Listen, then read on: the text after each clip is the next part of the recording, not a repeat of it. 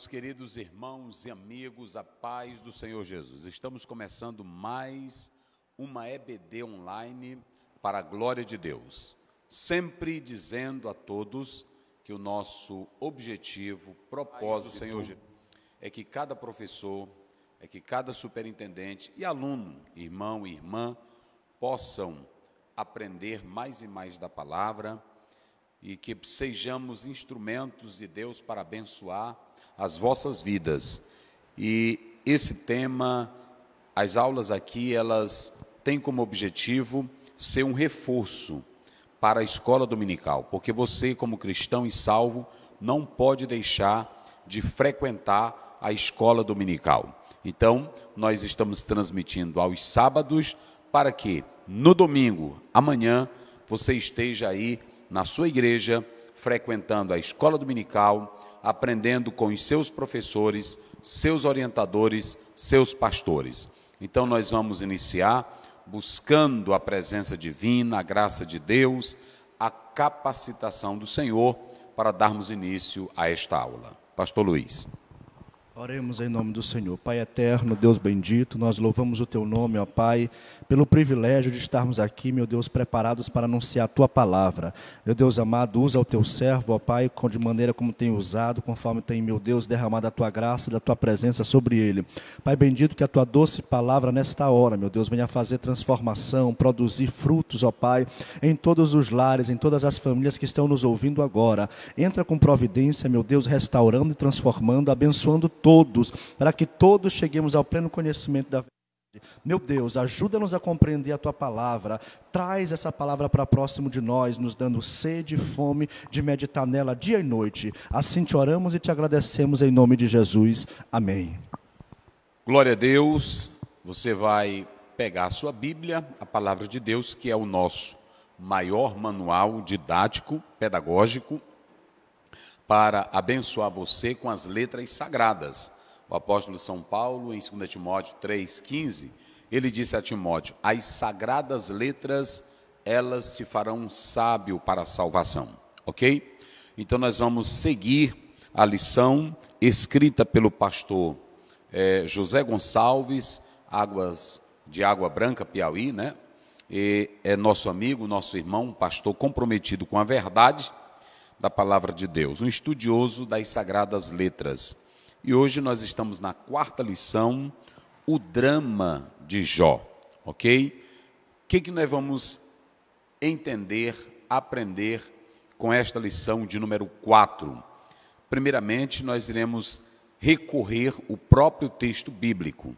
Por isso que nós colocamos aqui as 4 tragédias na vida de Jó, ok? Nós vamos analisar aqui, esse daqui não está prestando, vamos colocar esse.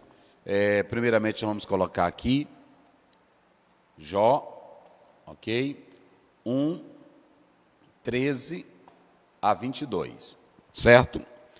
Essa é a passagem bíblica que está aí na nossa lição, do verso 13 ao 22, que na verdade nós já explicamos aqui na nossa aula passada sobre as coisas que atingiram Jó. Falamos de 5, não é isso? Nós falamos de 5 agentes que foram usados para trazer tragédia para a vida de Jó. E nós vamos falar sobre as 4 tragédias na vida de Jó, ok? Primeiramente, nós vamos citar aqui os sabeus.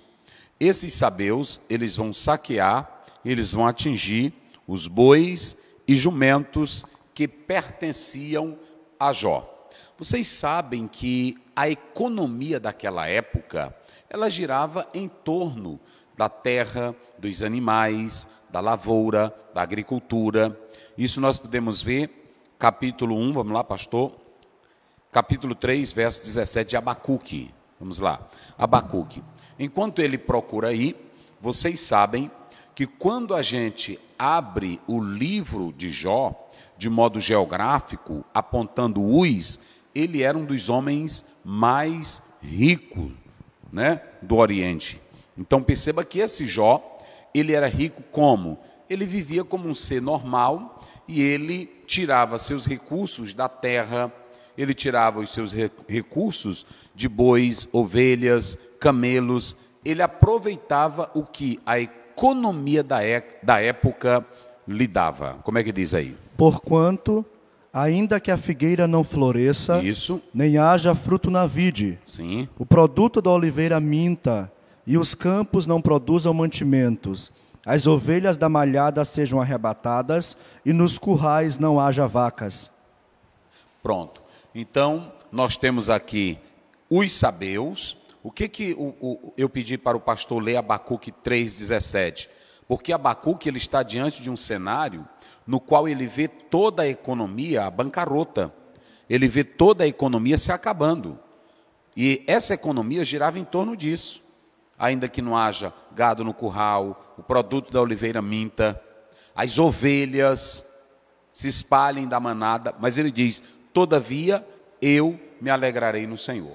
Então, se toda a economia daquela época viesse a cair, a se desfazer, então o próprio profeta está dizendo, mesmo assim, eu irei louvar ao Senhor, ok? Então, Jó, ele é visto como esse homem de posses, de bens, era um trabalhador, era um grande administrador, e na verdade ele conseguiu isso com a bênção de Deus, com o trabalho, com o suor do seu rosto, e ele conquista isso, então ele tem esses bens, essas posses que vêm de Deus.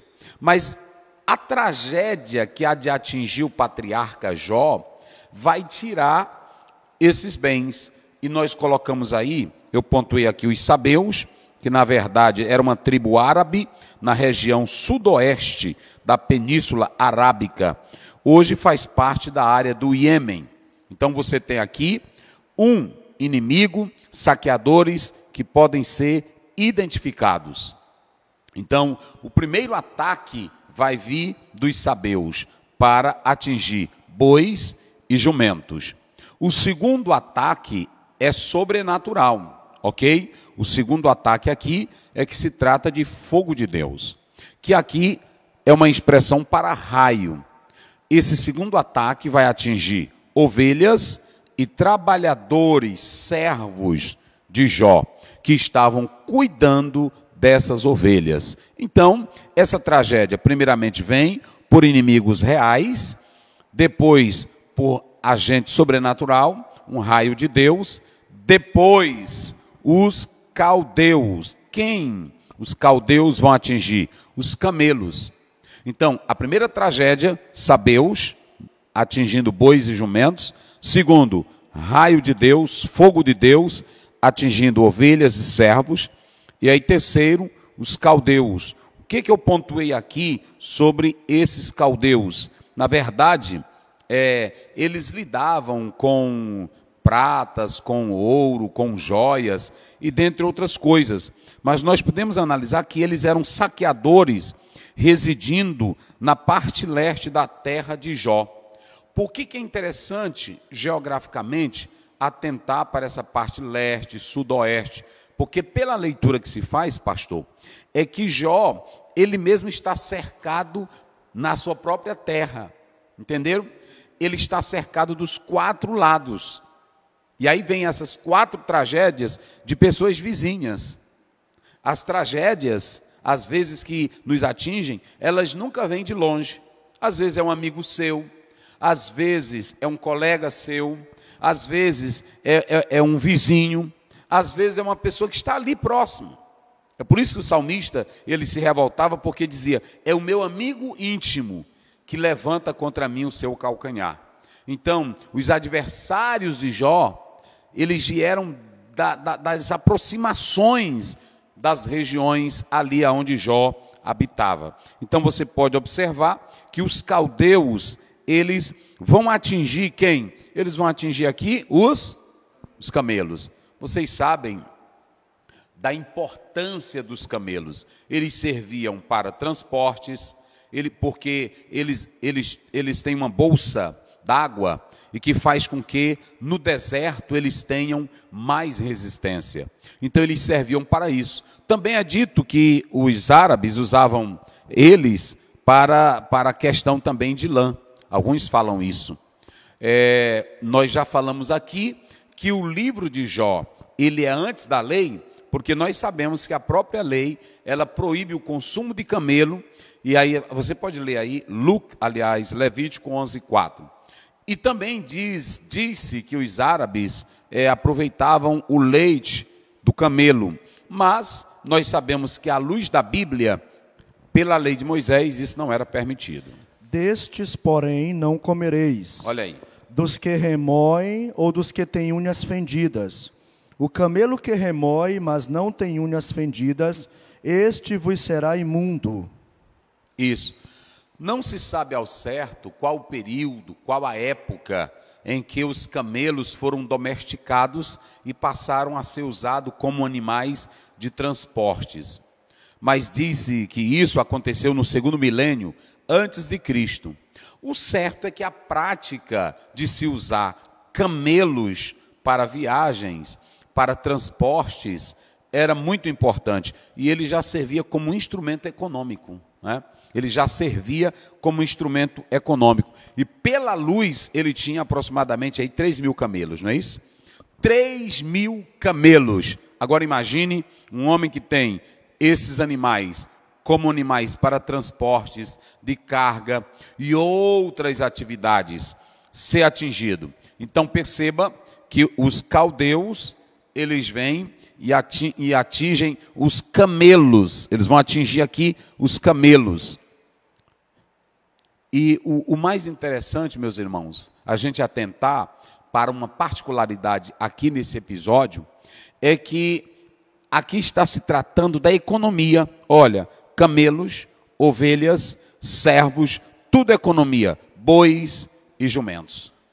No primeiro ponto da lição, o pastor José Gonçalves, ele trata sobre a tragédia da natureza econômica. Ou seja, toda a estrutura econômica de Jó é abalada, é atingida. Os irmãos sabem muito bem da importância das ovelhas para a lã, para o alimento, dentre outras questões econômicas. Tudo isso aqui era moeda, tudo isso aqui era o recurso. E aí você vê que a tragédia entra na vida de Jó, destruindo tudo. Vêm os saqueadores, levam bois, jumentos, olha aí. Aí vem o raio, atinge ovelhas, servos, os caldeus, os camelos. E o texto diz que eles dividiram em 3 bandos. Vê bem aí, Jó 1, nesse texto dos caldeus, como é que diz? Estando ainda este falando, veio outro e disse: ordenando os caldeus 3 bandos, deram sobre os camelos e os tomaram. E aos moços feriram ao fio da espada, e só eu escapei para te trazer a nova. Então, esses caldeus, eles foram inteligentes. Para não fugir e não perder nada, eles dividiram em 3. Não havia chance para os bens de Jó. Então, você tem aqui a tragédia atingindo toda a economia desse homem. Ok?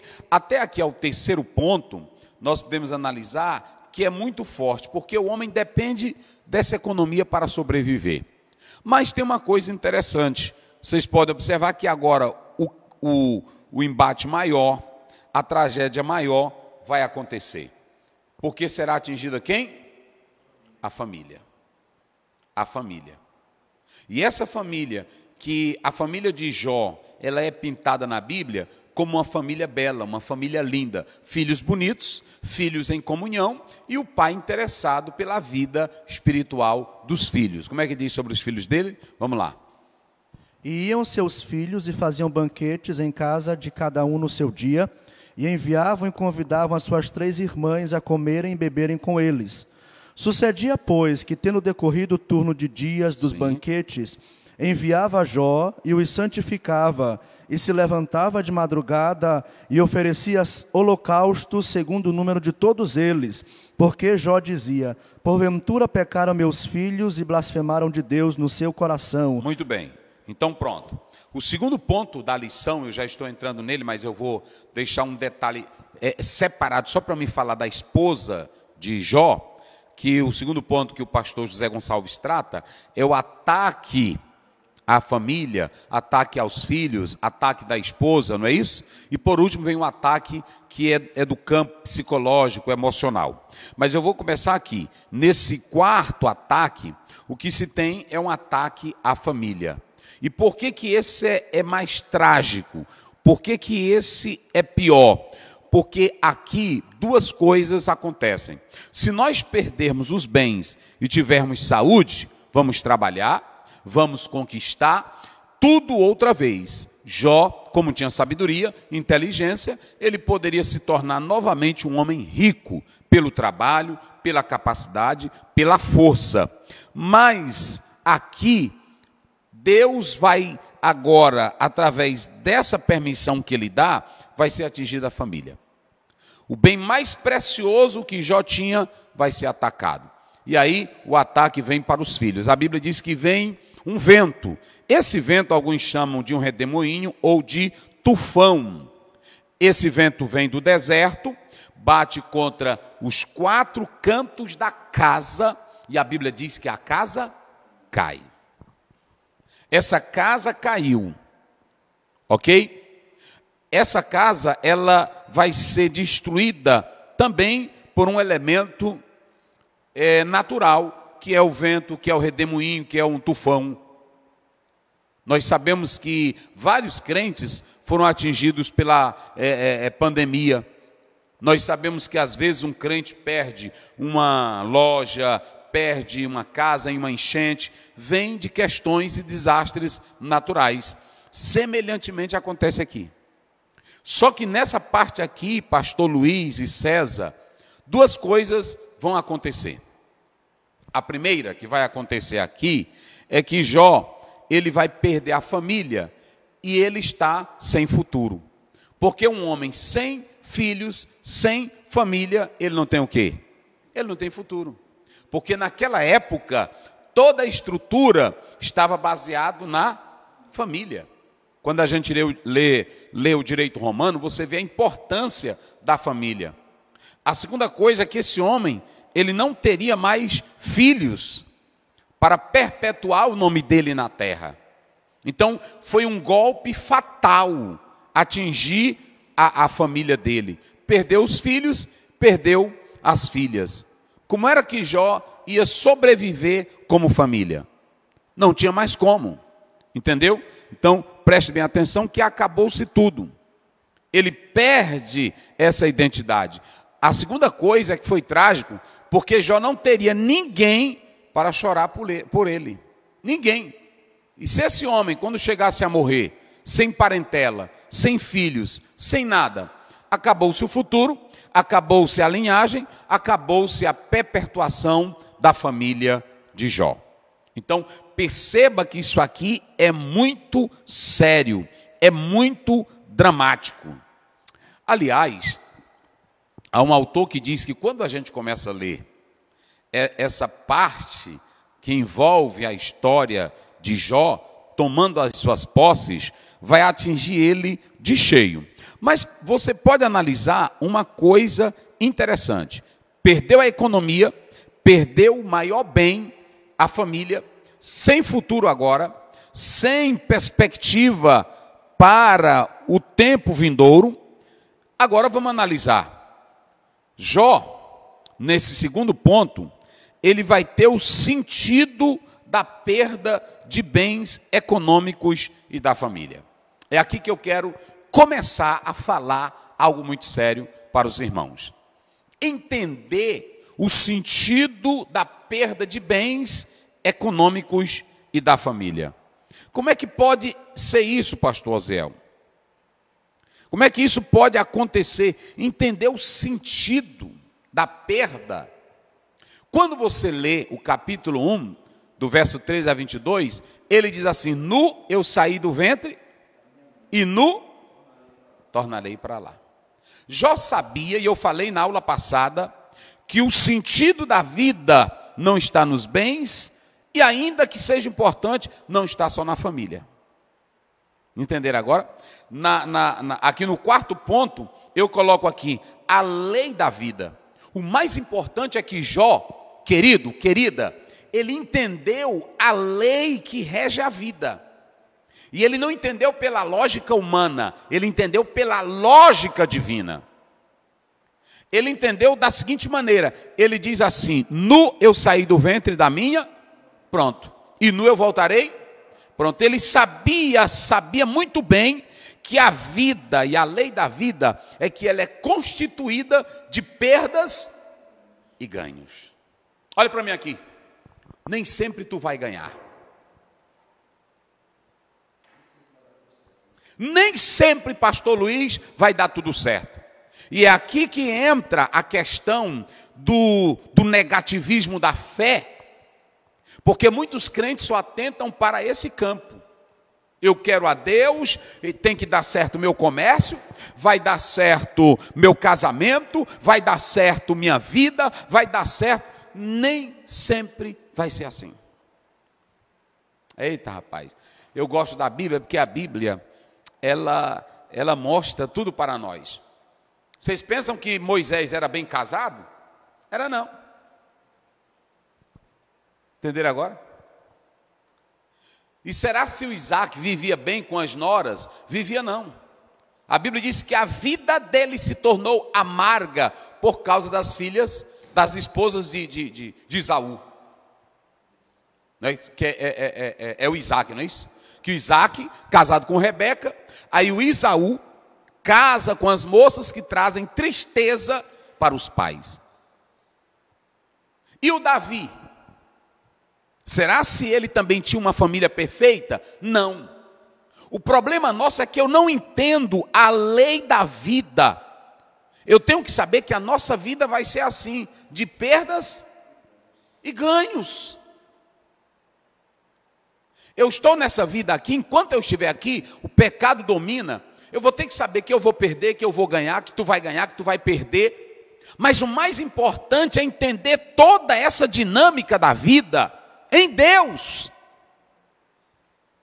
Jó disse assim: não, se ele me deu, amém, eu já vivi o que ele me deu, eu gozei disso aqui. Ele tirou.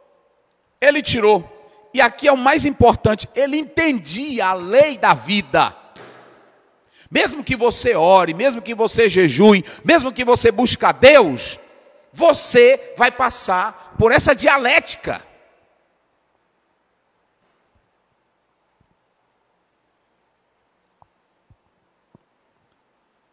A 2 Timóteo 4,7. Olha outro homem que entendia a lei da vida. Como é que diz? 4, 7, 8. Combati o bom combate. Combati o bom combate. Acabei a carreira. Acabei a carreira. Guardei a fé. E guardei a fé. Desde agora, a coroa da justiça. A coroa da justiça me está guardada, a qual o Senhor, justo juiz. Peraí. Eu pergunto aqui aos senhores: Paulo estava no hotel? Não. Paulo estava onde, pastor? Na prisão. Ele estava onde? Na prisão. Eu pergunto: Paulo teve um ministério sem opositores? Não. Paulo teve um ministério sem acusadores? Negativo. Ele foi preso? Ele apanhou? Demais. Ele foi envergonhado? Foi. Ele foi traído? Foi. E como é que ele chama Deus de justo? Justo juiz. Eita, rapaz. Às vezes nós estamos nos esquecendo, irmãos, que a vida, ela é feita disso aqui. Às vezes o irmão, ele se candidata na igreja ou na convenção, até líderes. Eu vou dizer aqui logo para vocês. Aí não ganha a convenção ou não ganha outra coisa, aí diz assim: eu vou sair porque aí tem esquema. Se lembre que tem perdas, mas tem também o quê? Ganhos. A vida é assim. Tem irmão que começou o empreendimento, estava bom, deu certo, veio a pandemia, o que aconteceu? Fechou as portas. Olha para mim aqui, não baixa a tua cabeça, aleluia, levanta a tua cabeça, sacode essa poeira, e o Deus que te ajudou, Ele também vai te levantar outra vez. Agora não fique: meu Deus, é porque eu oro tanto, eu busco tanto a Deus e não tenho vitória. Olha, Jó entendeu o sentido da lei da vida. A vida tem uma lei, meu filho. A vida, ela é marcada disso, de perdas e de ganhos. Agora, Paulo entendeu a lei da vida assim como Jó. O que foi que Jó entendeu? Lê aí o 20 do capítulo 1. Eita, glória a Deus. Aliás, é o final. Vamos lá. Bendito seja... Não, é o anterior. Nu saí do ventre de minha mãe. Nu saí do ventre da minha... Mãe. Pronto. E nu tornarei para lá. Pronto, olha para cá. Eu não vim com bens e nem vou levar nada. Primeiramente, ele entendeu o sentido da vida. Se eu morrer, quem de vocês já viu um rico levar a riqueza dele? Levar o patrimônio dele? Então, nu ele veio, nu ele volta. Pronto, acabou-se. Nem todo tempo, olha para cá, nem todo tempo tu vai ser chefe, nem todo tempo tu vai ser rico, nem todo tempo tu vai ser famoso, nem todo tempo tu vai ser importante. É por isso que Paulo diz, eu aprendi a viver em qualquer situação. Tem dia que tu vai ter muito, aleluia, mas tem dia que tu não vai ter nada, glória a Deus. Eita, meus irmãos, o negócio é porque o pessoal não quer entender mesmo o sentido da vida. Não quer entender. Mas vocês podem observar que o Jó, ele entendeu o sentido da vida, ele sabia, nu eu vim, e nu, lê a outra parte, como é que diz? O Senhor o deu e o Senhor o tomou. O Senhor deu. E o Senhor tomou. Bendito seja o nome do Senhor. Olha para cá, eita meu Deus. O Senhor deu e o Senhor tomou. No primeiro ele entende o propósito dos bens. Eu não sou dono de tudo e nem vou ficar com tudo. Tem famílias aí que se tornaram barões, poderosos, mas hoje acabou o nome. Outros vão se levantando, outros vão surgindo. É isso. Tem perdas e ganhos nesta vida. Mas tem um outro sentido final aí. Ele diz, o Senhor deu. E o Senhor tomou. Vocês sabiam o que significa isso aqui? Ele conhecia a lei espiritual de Deus. Ele sabia que Deus estava no controle e que Deus é quem dá e tira, que é dele. Os filhos não eram de Jó, a família não era de Jó, era de Deus. Ele chegou sem nada. Rapaz, mas tem gente que quer ser... É como Jonas, tem crente que é como Jonas. Deita debaixo da sombra que Deus dá, aí Deus manda um verme. Olha, irmão, está aí a Bíblia. Eita, vamos lá, vamos para esse texto aí. É lá pelo 4. Eita, glória a Deus. Rapaz, é bom a Bíblia, rapaz. Aí o vermezinho vem e come a plantinha. Aí o Jonas se zanga. Por que tu não deixa essa sombra aqui? Já achou aí? Por que tu não deixa essa sombra aqui? Deus disse, tu não plantou, tu não teve esforço nenhum. É acaso razoável que assim te enfades por causa da boboreira? Isso. E ele disse, é justo que me enfade a ponto de desejar a morte? Está vendo? E disse o Senhor, tiveste compaixão desta boboreira, na qual não trabalhaste, nem a fizeste crescer, e que nem uma noite nasceu, e uma noite pereceu. Lê o anterior, só para vocês terem uma ideia. Olha o que ele está lendo aqui. E aconteceu que, aparecendo o sol, Deus mandou um vento calmoso oriental. Peraí. Olha para cá, bota para cá. Tem crente que só quer água, sombra e água fresca. Tem crente que quer Espírito Santo. Ele quer que o Espírito Santo bote ele dentro de uma rede. Ele quer que o Espírito Santo mande garçom para ele. Não é assim? Ele só quer sombra e água fresca. E eu pergunto aqui aos senhores, Deus quer nos dar sombra e água fresca ou não? Sim, me diz aí tu, César, cinegrafista, ele quer dar? E o senhor, pastor, ele quer dar? Quer sim. Ele quer dar. Está lá em Romanos 14, 17. Deus quer dar sombra e água fresca. Ele quer dar para nós. Agora prestem bem atenção. Prestem bem atenção. A minha vida não é só feita de quê? De ganho. Eu não vou ter só sombra e água fresca. Tem dia que tu vai ter lágrimas. Tem dia que tu vai ter dor. Mas tem dia que tu tem alegria. Tem dia que tu tens prazer. A Bíblia diz que os filhos de Jó faziam o quê? Celebravam. Era festa. Eram felizes. Vocês estão vendo aí a dialética, fé, família linda. Mas tem um dia, eita Deus, que as tragédias vêm. Nem imaginava. Aliás, tem um autor que diz isso, que nós não esperamos tragédia. Nenhum de nós. Nenhum de nós. Mas se eu não entender a lei da vida, eu vou falar mal de Deus, eu vou criticar a igreja, eu não vou ficar dentro de igreja, eu vou estar mudando de igreja direto, eu vou ficar atrás de pastor. Jó entendia a lei da vida, e a lei da vida tem perdas. A lei da vida tem dia que tem sombra, tem dia que tem sol, mas tem dia que tem verme, tem dia que tem dor, tem dia que tem lágrimas.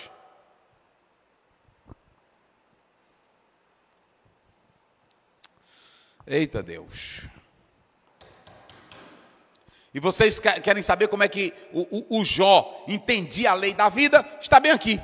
Olha aqui, no terceiro ponto. Eu pulei aqui só para fazer isso. Envergonhando quem?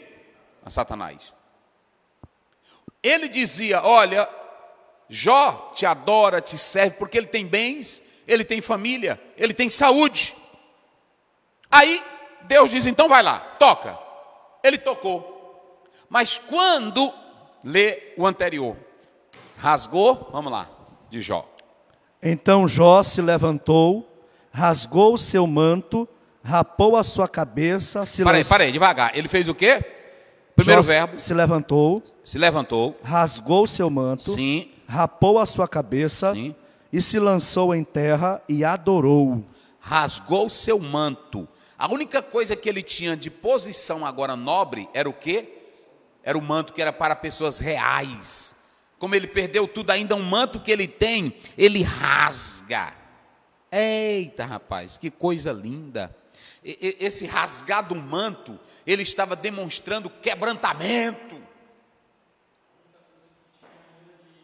De especial.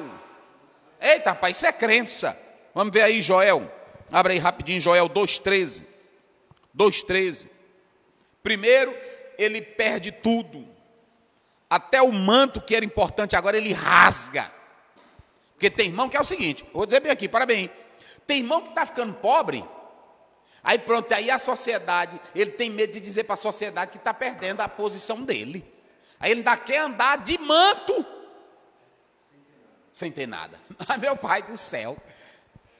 Olha, meu irmão, se tu colocaste uma loja, ela não está dando certo, você está se endividando, a Bíblia diz que aquilo que não der fruto, corta e lança fora. Vá lá, chame os credores, olha, está bem aqui, eu não tenho condição de pagar, não tenho mais como seguir essa loja, eu quero entregar a vocês, eu vou começar do zero. Eu vou vender pipoca, eu vou vender din-din, eu vou vender picolé, esse carro aqui, eu vou tirar esse carro daqui, eu vou vender, eu vou entregar para a loja. Feio é você querer ficar com os bens que não é seu.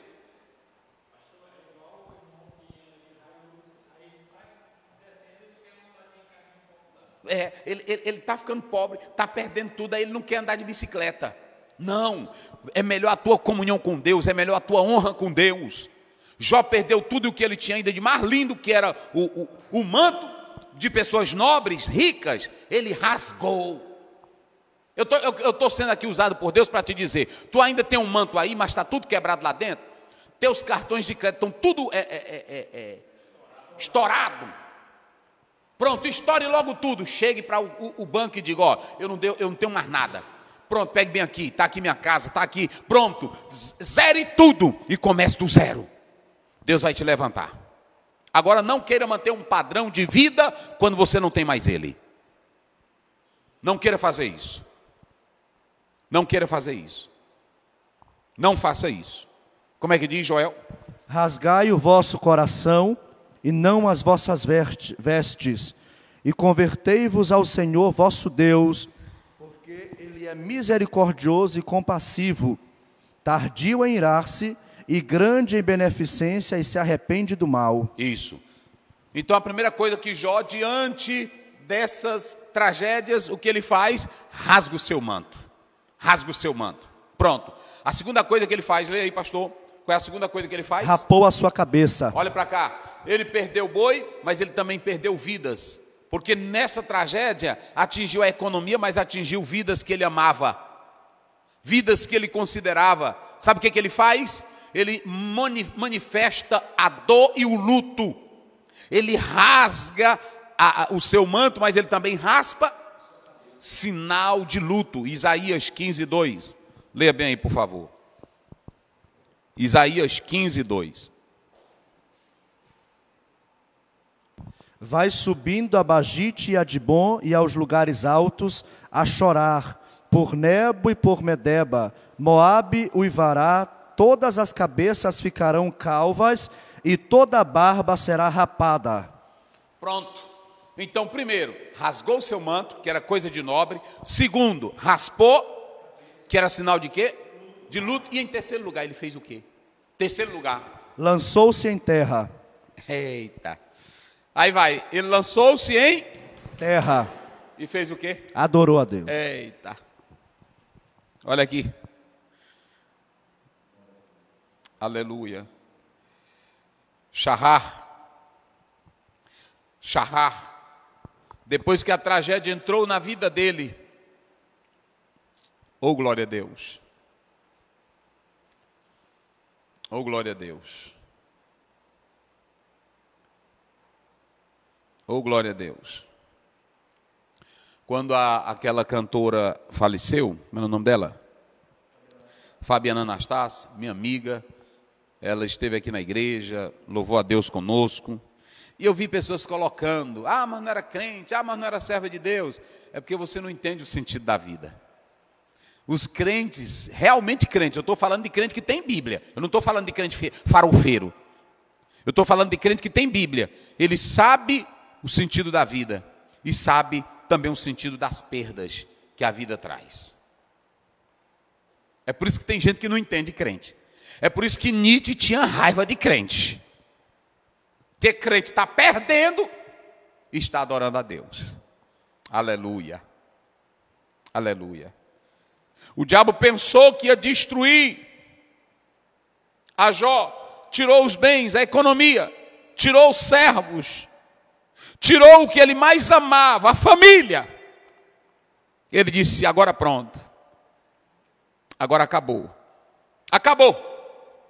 Ele agora vai blasfemar de Deus. Olha aqui, olha. Aí o Jó faz uma atitude. Rasga o manto, que era de nobre. Raspa a cabeça em honra às pessoas que morreram. Mas ele também faz uma outra dimensão maravilhosa. Ele se inclina. Ele se joga aonde? No pó. Aqui é o Shahá. E esse Shahá aqui é inclinar-se. Eu fiz essa tradução aqui só para vocês terem uma ideia. Esse Shahai é prostrar-se. Sabe, vocês sabem o que é essa adoração de Jó? Olha para mim aqui. Essa adoração de Jó, irmão, era declarando humildade e declarando submissão. Esse inclinar, eu não vou fazer aqui, porque não tem como eu fazer. Mas esse inclinar não é se ajoelhar, é curvar os dois joelhos e botar a boca no pó. Ele se joga no pó. E sabe o que ele está dizendo? Eu perdi tudo. Eu perdi ovelhas, servos, bois, jumentos, camelos, perdi minha família. Mas eu sei que tu és soberano e tu estás no controle da vida. Essa é a lei. É a lei da vida. Eclesiastes 3. Vamos lá, Eclesiastes 3. Vamos lá. Eita, glória a Deus.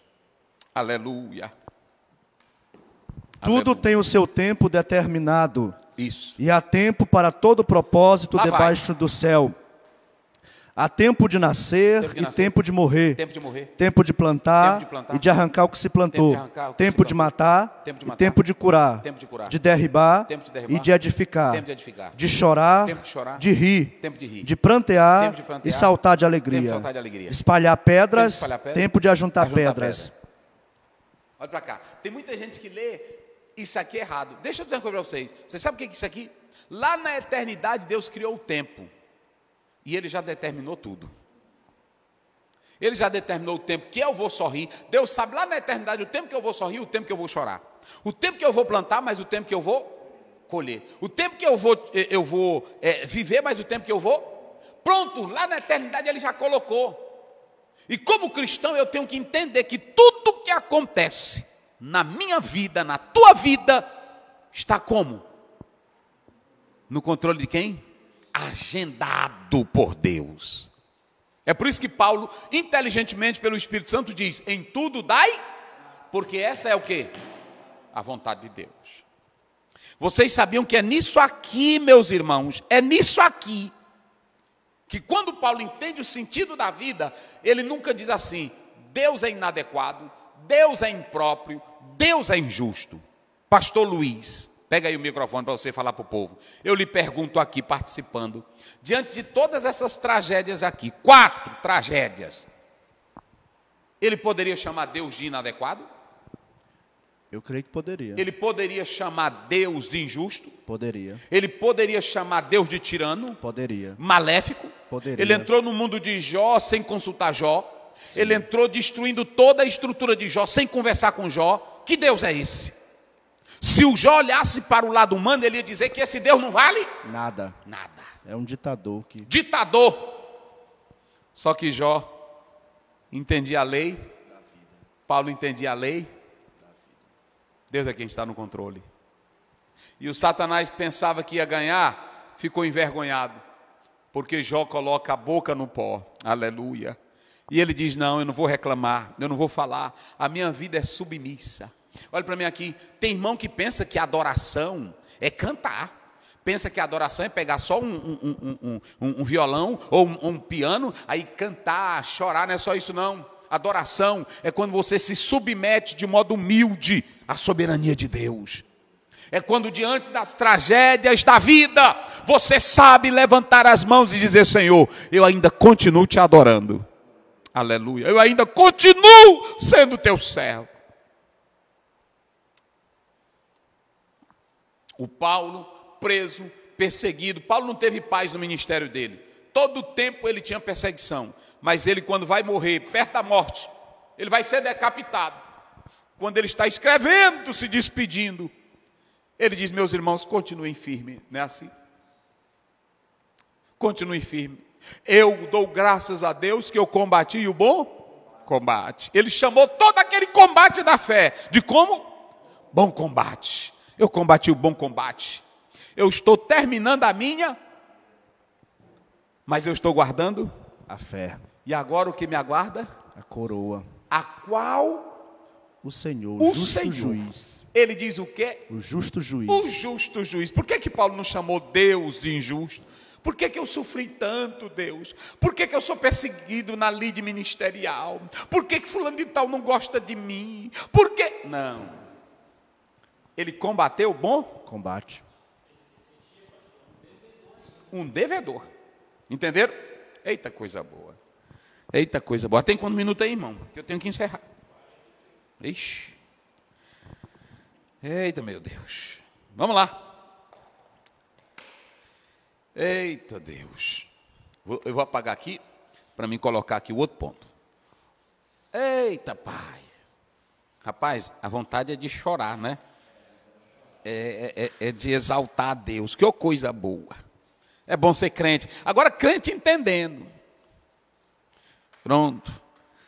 Uma pessoa disse para mim: e pastor, ela cantava tanto hino, eu quero ir para a glória, a Fabiana. Né? Adorarei, Senhor, mesmo se eu morrer. E aí, pastor, não é perigoso? Não é perigoso coisa nenhuma. Quem vive a fé em Deus não teme a morte, porque sabe que algo melhor lhe aguarda. Não é assim? Pronto. Agora, capítulo 2. Está aí na lição. Capítulo 2, versos 6 a 9. 6 a 9. Eu vou correr aqui. Eu vou só colocar aqui, ó. Ponto 2. Vamos colocar assim. A esposa de Jó. De Jó. Muito bem? Vamos lá. Eu vou começar aqui. Primeiro, a mulher de Jó e Eva. Eita. Primeiramente, vamos analisar o seguinte. Você tem que entender, eu quero que cada irmão entenda, que cada irmã entenda, que cada esposa, olha aqui, esposa, entenda. Entenda uma coisa. Esse cenário da narrativa de Jó, Jó não está sabendo que há um diálogo entre Deus e Deus. Ele estava sabendo?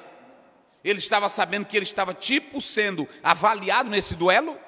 Então pronto. Primeira coisa que você tem que colocar na mente. Segundo é que a vida de Jó na terra, ela seguia o quê? Normal. Agora, nós que hoje temos a Bíblia, estamos lendo e fazendo a explicação, a hermenêutica. Mas a primeira coisa, quem era a esposa de Jó? Nós não sabemos nada, quase nada sobre ela, e nem o caráter dela. Então, primeiro, não critique a mulher de Jó. Primeira coisa, pastor Aziel, não critique. Não critique. Segundo, Jó não largou ela. A Bíblia não fala que ele teve outra mulher, a Bíblia fala que ele teve filhos.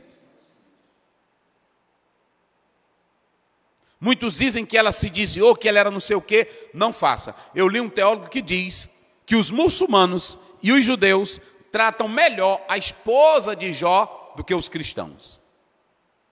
Porque o texto maçorético, ele não diz nada sobre ela, o que se tem são tradições acerca dessa mulher. Então eu não sei o caráter dela.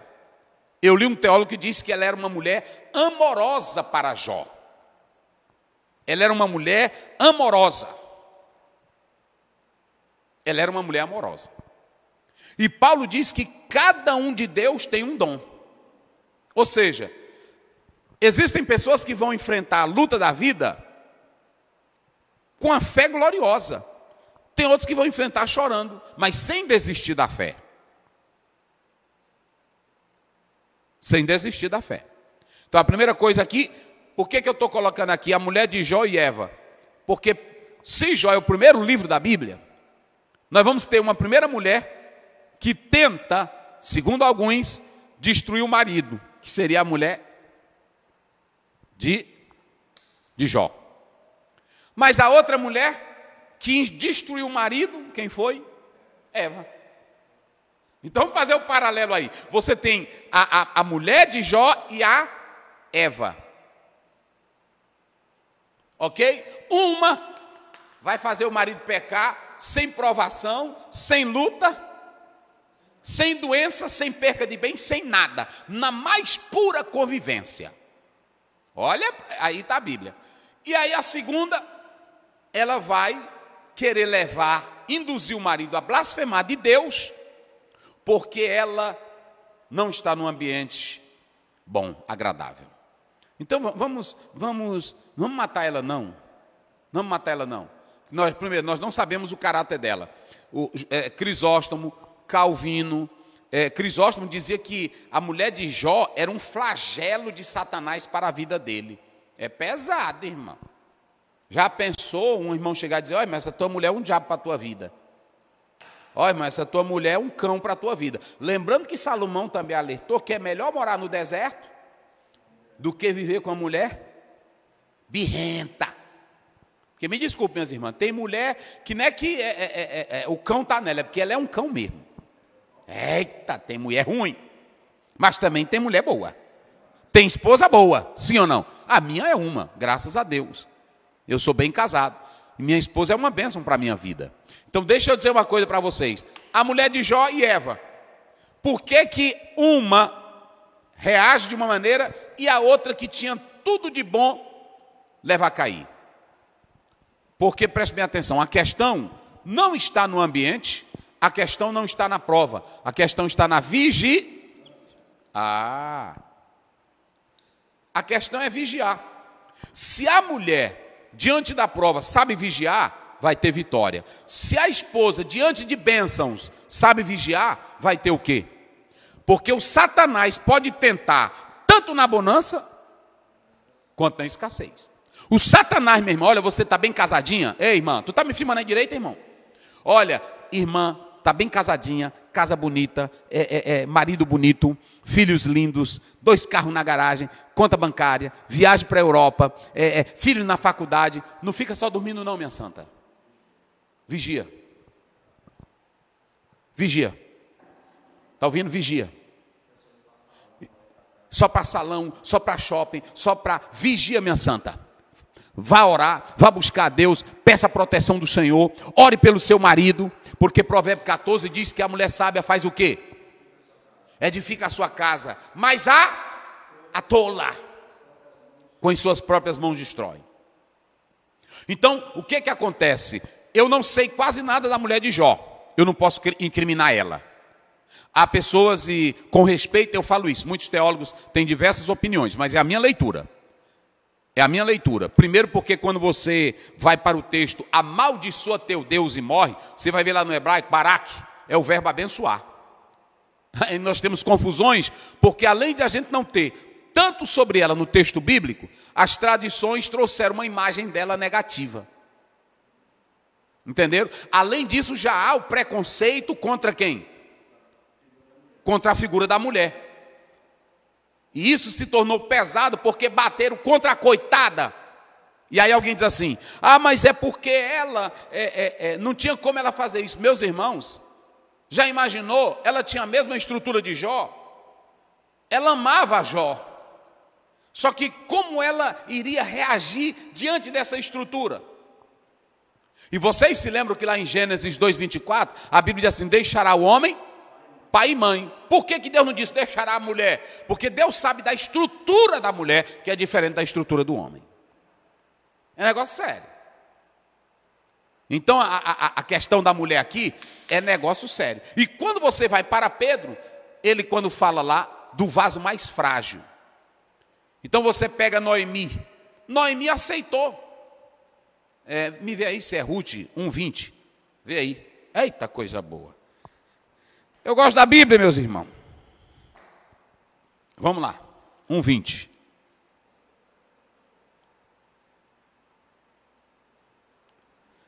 Vamos lá. Ruth. Juízes, aí tô já.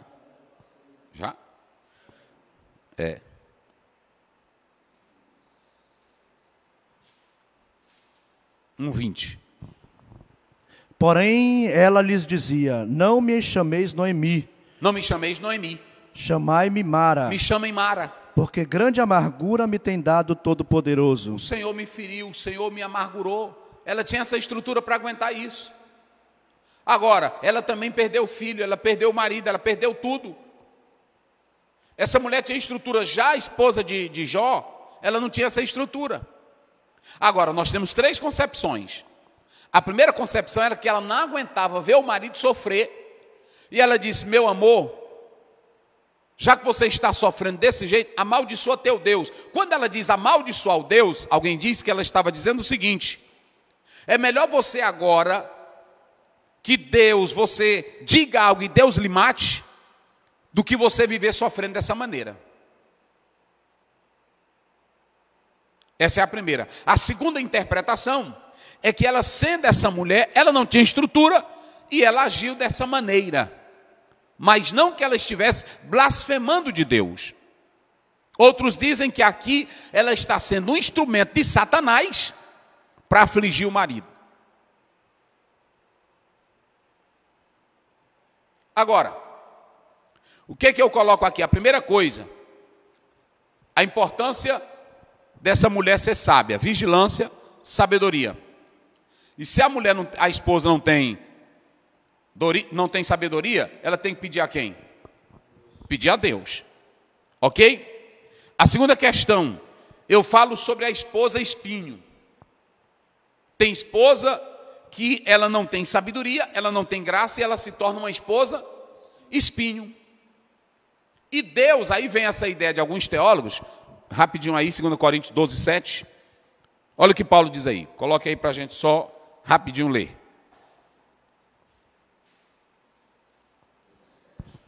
E para que não me exaltasse pelas excelências das revelações, foi-me dado um espinho na carne, a saber, um mensageiro de Satanás, para me esbofetear, a fim de não me exaltar. Pronto. Paulo diz, o Senhor colocou o espinho na minha carne. E aí a briga é grande para saber que espinho é esse. Então tem homens que, às vezes a mulher pode ser esse espinho, a esposa. Não estou dizendo que ela seja, mas que ela pode ser usada também para isso. O que eu vejo na esposa de Jó? O que eu vejo nela? Eu vejo nela o seguinte, eu vejo uma mulher que vê o sofrimento do marido, achava que a causa de tanta desgraça e pelo sofrimento que ele tinha, seria ele o causador. Então ela diz, meu amor, para mim não te ver sofrendo, peça a Deus a morte. Peça a Deus a morte. Mas não que ela não amasse ele, não que ela fosse uma mulher sem caráter, não que ela fosse uma mulher pecadora, jamais. Porque Jó era um homem sábio, Jó era um homem inteligente, e eu acredito que ele ia procurar um homem inteligente. No demais, ele era um homem que orava e tinha comunhão com Deus. E antes ninguém falava mal dela. O problema é que quando a luta entrou, abalou a estrutura dela. Abalou a estrutura dela. Mas isso não quer dizer que ela fosse uma mulher ruim, que ela fosse uma mulher sem caráter, que ela fosse uma mulher de maneira alguma. Então nós temos que entender isso. Ela era essa mulher. E a outra questão, ela era doida? Não. Jó também não chamou ela nem de doida e nem de louca. É bom entender isso. Ele disse, olha, pelas palavras dela, como ela dizendo, meu bem, seria melhor você pedir a morte. Viver dessa forma aí, Deus já está se afastando de ti, então peça a morte para ele. Era assim que ela julgava o caso. Entenderam?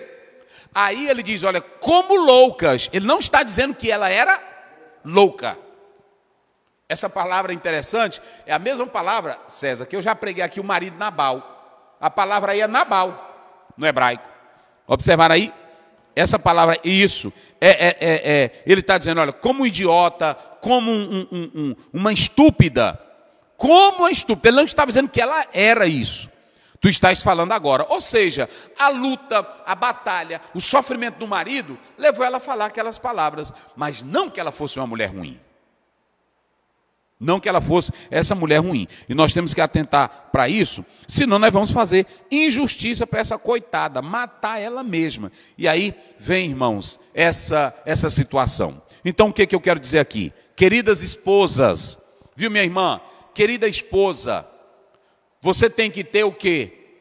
Sabedoria e vigilância. E se lembre que o inimigo pode lhe tentar, tanto na abundância, como na prova de lutas e calamidades. Porque lá na Eva, ele conseguiu derrubar Eva, na abundância, na fartura, no melhor da vida. Mas também ele conseguiu desestruturar, eu diria assim, desestruturar a esposa de Jó por causa da situação. E aí o Salmo 103, 14 diz que o Senhor conhece a nossa estrutura e sabe que nós somos o quê? Sabe que nós somos pó. Então, o mais interessante é eu saber que nem todas as mulheres, ou melhor, esposas, vão ter a estrutura de Noemi. A de Jó não teve. Mas não quer dizer que ela não fosse uma mulher sábia. Não quer dizer que ela não fosse uma mulher de Deus. Ok? Então, essa Noemi, ela teve a estrutura. Você vê a Ruth, e tinha outra companheira dela, minha Ofra, né? Você pode observar que uma voltou para a casa do pai. Não é assim? Mas já a Ruth teve estrutura para ir com Noemi. Então eu tenho que saber fazer as leituras para não complicar. A mulher de Moisés chamou Moisés de sanguinário. Tu é um sanguinário.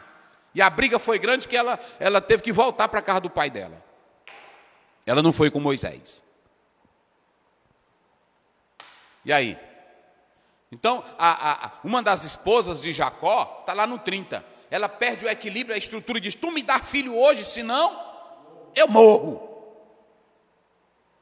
E você vê, a própria Rebeca, ela era uma mãe que orava, Deus deu gêmeo para ela, mas ela criou um problema. Mas o Isaac, entre a família, que o amor ficou dividido, que os dois separaram dois irmãos. É por isso que eu estou dizendo aqui que a questão é pedir a Deus sabedoria e ter o quê? Vigilância. Então, ela não era doida. A esposa de Jó era doida, era uma mulher sem fé, ela atingiu para o marido. Tem várias opiniões, e eu não tenho coragem de incriminá-la, porque era um contexto diferente. Como eu disse aqui há pouco, o pastor falou isso aqui, a luta de Jó, irmão, não foi assim do dia para a noite, não. O inimigo foi colocando os desafios no curso natural da vida. Ela não viu o diabo, ela não viu Satanás, não. Então ela falou também isso na ótica humana, na força humana. Porque todos nós fazemos isso. Todos nós. O homem mais manso da terra não entrou na terra prometida. E quem era ele? E será que ele não tinha estrutura, não tinha crença? E a Bíblia chama ele de quê? De incrédulo. A Bíblia chama Moisés de incrédulo. Deus disse lá, pode ler o livro de Números, que você vai ver lá. Moisés, tu não crê que eu posso mandar pão para esse povo? Alimento para eles? Então Deus disse assim, por causa da tua incredulidade também tu não vai entrar. E eu pergunto, Moisés foi para o inferno? Ele foi para o céu. Porque lá, quando você vê no capítulo 17, você vê falando com quem de Mateus? Moisés? Elias? Pronto. Agora, eu posso dizer que essa mulher, ela era uma pecadora sem Deus? Não. Ela teve a estrutura dela o quê? Diante dos problemas, das lutas, ela viu o marido daquele jeito. Oh meu Deus, leva logo ele. Pronto. Agora, tem mulher que é mulher espinho mesmo. E eu ainda vou dizer mais. Tem marido aí que é ruim, que é cheio de coisa, e Deus bota uma mulherzinha espinho aí só para ajeitar ele. Só para ajeitar ele. Eita, Deus é Deus, irmão. Não é assim? A peça mulher, mas ela é que está botando moral em ti. É o espinho para te esbofetear, só para te botar no eixo. Às vezes você pensa também que é um bichão, que é um grandão, pensa que é um pastor perfeito, Deus bota uma pedrinhazinha lá no teu sapato para tu andar o quê? Pronto, é assim que Deus faz. Então, meu querido irmão,